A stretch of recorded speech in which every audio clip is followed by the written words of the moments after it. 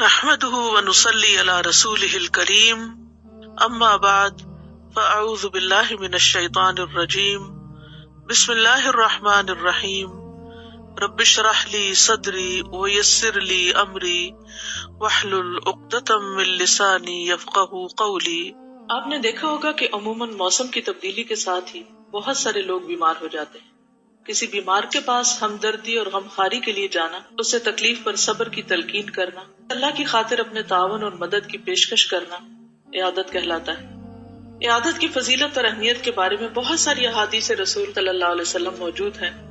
مسند احمد، ابن ماجہ اور ترمذی کی روایت ہے کہ نبی صلی اللہ علیہ وسلم نے فرمایا، جو بھی مسلمان کسی دوسرے مسلمان کی صبح کے وقت عیادت کرتا ہے تو شام تک 70,000 فرشتے اس کے لیے دعا کرتے ہیں، اور اگر شام کو عیادت کرنے جاتا ہے تو صبح تک 70,000 فرشتے اس کے حق میں دعا کرتے ہیں، اور اس کے لیے جنت میں تر و تازہ اور پکے ہوئے پھل ہیں۔ مجھے امید ہے کہ ہم میں سے کوئی بھی اس ثواب سے محروم نہیں رہنا چاہتا ہوگا۔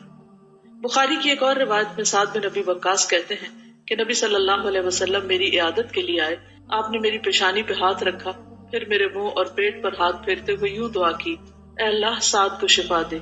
سعد مرتے دم تک یہ بات یاد کرتے ہوئے کہتے ہیں کہ میں اب تک نبی صلی اللہ علیہ وسلم کے ہاتھوں کی ٹھنڈک اپنے جگر پر پاتا ہوں۔